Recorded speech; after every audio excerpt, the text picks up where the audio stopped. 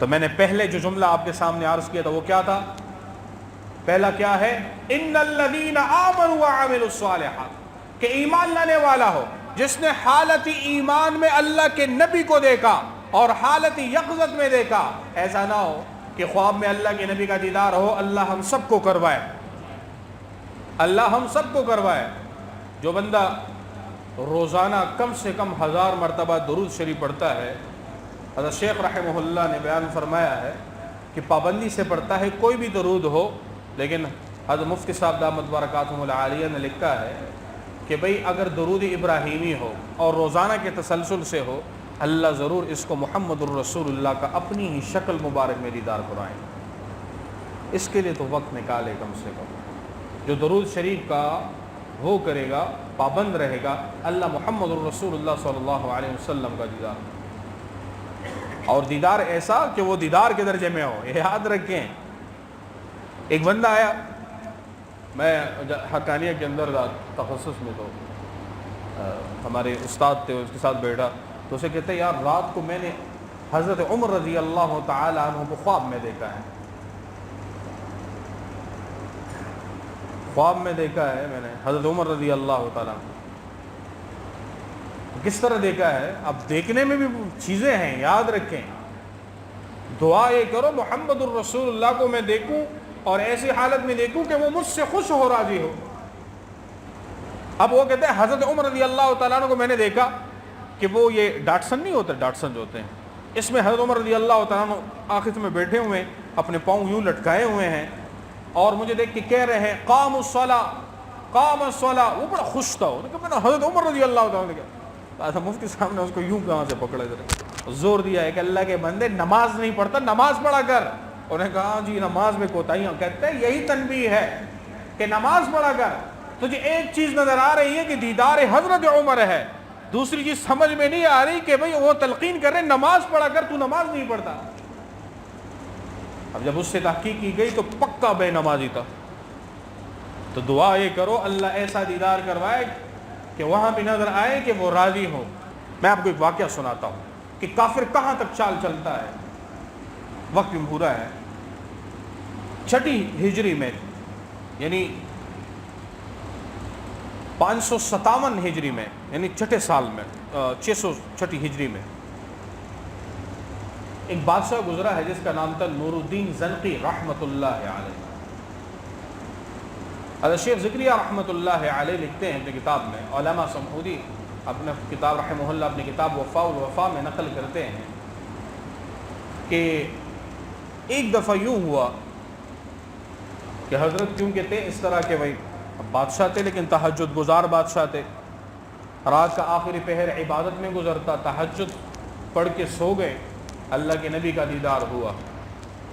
اللہ کے نبی نے بیان فرمایا اس 2 بندوں سے میری حفاظت کرنا، جو گورے چٹے ہیں، خوبصورت ہیں، کیری آنکھوں والے ہیں، چھوٹے چھوٹے، ان سے میری حفاظت کرنا. اٹھ گئے، پھر وضو کیا. کہتے ہیں کیسے خواب دیکھا میں نے.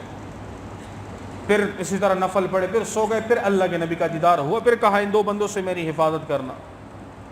تیسری مرتبہ پھر اٹھے، پھر جو ہے وضو کیا اور پھر جا کے نفل پڑھے، پھر سو گئے. تیسری مرتبہ اللہ کے نبی نے پھر دیدار میں بیان فرمایا اے نور الدین زنگی تو سویا ہوا ہے، یہ مجھے وہ تکلیف دے رہے ہیں، ان کو روک لو، میرے قریب مت آنے دینا. اب جو تھا وہ اٹھے، وزیر کو بلایا اور اپنے مخصوص لوگوں کو بلایا کہ واقعہ یوں ہے، میں نے اللہ کے نبی محمد الرسول اللہ صلی اللہ علیہ وسلم کا دیدار 3 دفعہ ایک رات میں کیا. اللہ کے نبی یہ فرما رہے تو بشلو مدینہ منورہ، 20 خدام لیے، گھوڑ سوار اور اپنے ساتھ تیزی کے ساتھ روانہ ہوئے. 16 دن سفر کیے بغیر رکے، 16 دن سفر کیا اور مدینہ منورہ پہنچ گئے. میں مختصراً عرض کر رہا ہوں. اب حضرت نے یہ کیا کہ اعلان کیا کہ بھئی جتنے بھی مدینہ منورہ کے لوگ ہیں وہ آ جائیں اور ہم اس کو تحفے تحائف دیں گے. اب ایک بندہ آگا گیا، غور سے دیکھ رہے ہیں، تحائف ختم، بندے ختم، بندہ نہ ملا. جو 2 بندے تھے وہ نہ ملے. تو حضرت زنگی رحمۃ اللہ علیہ نے پوچھا کوئی بندہ رہ تو نہیں گیا؟ انہوں نے کہا 2 بندے ہیں جو قریبی قبرستان کے آس پاس رہتے ہیں، وہ کسی سے ملتے جلتے نہیں، لوگوں کو تحفے تحائف سب کچھ دے رہے ہیں. انہوں نے کہا بلاؤ ان کو. جب بلایا گیا حضرت زنکی رحمۃ اللہ علیہ نے جب دیکھا تو انہوں نے کہا پہچان لیا کہ اللہ کے نبی نے تو یہ دو بندے کہے. انہوں نے کہا اچھا تم کہاں سے ہو؟ کہتے ہم مغرب سے آئے ہیں اور یہ بزرگ ہے. لوگوں نے کہا اپنی عبادت میں مگن ہے, کسی کے نہ لگتے ہیں نہ جگتے ہیں, بس مدد کرتے ہیں لیکن کسی کے پاس.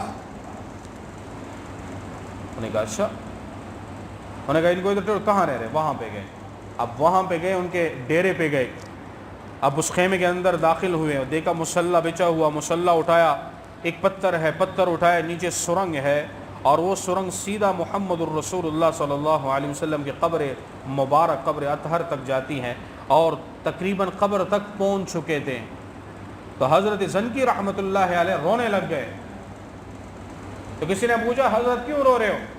کہتے اپنی غفلت پہ رو رہا ہوں کہ یہ یہاں تک پہنچ گئے, اور اس بات پہ خوشی کے لیے رونا ہے کہ اللہ نے اس خدمت کے لیے مجھے قبول فرمایا, کسی اور کو قبول نہیں کیا. کیوں مدینہ منورہ کے اندر اور لوگ نہیں تھے؟ اللہ نے حضرت زنکی رحمۃ اللہ علیہ سے یہ کام کیا. کہتے وہاں سے میلوں سفر طے کر کے یہاں پہ آئے, دونوں کو بلوایا, سچ سچ بولو یہ کیا کرتوت ہے؟ انہوں نے کہا ہم دو ہیں, عیسائی ہیں. آپ نے جو شام کے اور اس مشرق کے اندر جتنے بھی فتوحات کیے, ہر معرکہ آپ نے جیتا, ہر جگہ پہ آپ کو فتوحات ملے, کثیر فتوحات ملے حضرت زنکی رحمۃ اللہ علیہ کو. کہتے ہیں ہمارا بادشاہ پریشان ہوا, انہوں نے کہا مسلمانوں کے تقدس کو پامالی کا یہ طریقہ ہے کہ اللہ کے نبی کو ان صحابہ اپنے دوستوں سے ہٹا دو, ان کا سارا معیار ٹوٹ جائے گا, ان کا سارا مدار اسی پر اوپر ہے کہ یہ سارے جڑے ہوئے ہیں, ہم ان کو علیحدہ کرتے ہیں, پھر کہیں گے تیرا نبی تو تیرے پاس ہے ہی نہیں. ان کی امیدیں اور ان کی کوششیں, ہمتیں ٹوٹ جائے گی, ہم جیت جائیں گے. تو کافر نے دنیا میں نہ کیا, اب آخرت میں وہ چیزیں کرنے کے لیے تیار, قبروں کے اندر وہ کریں. حضرت زنکی رحمۃ اللہ نے فوراً جلاد کو بلایا, دونوں کے سر اڑا دو, دونوں کو قتل کر دیا گیا, دونوں کو مار دیا گیا. اور قبر مبارک کے ارد گرد ایسا سیسا پلائی دیوار لگائی گئی جو پانی جہاں تک نکلتا ہے وہاں تک نیچے چلی گئی, اور اس میں گرد گرد کنکریٹ سب کچھ ڈال کے سیسا بنا گیا. ابھی کوئی وہاں تک پہنچ نہیں سکتا. اب آپ اس پہ غور کریں. کافر نے ایک چال چلی, دنیا میں نہ کر سکا تو اب اللہ کے نبی کے اور صحابہ کے رخصت ہونے کے بعد ان کام میں لگ گئے تاکہ مسلمانوں کا مورال ختم ہو جائے. اب یہ کس لیے کیا جا رہا ہے؟ تاکہ ہمارے جو آئیڈیل ہے وہ صحابہ ہے, کوئی کافر ہمارا آئیڈیل نہیں.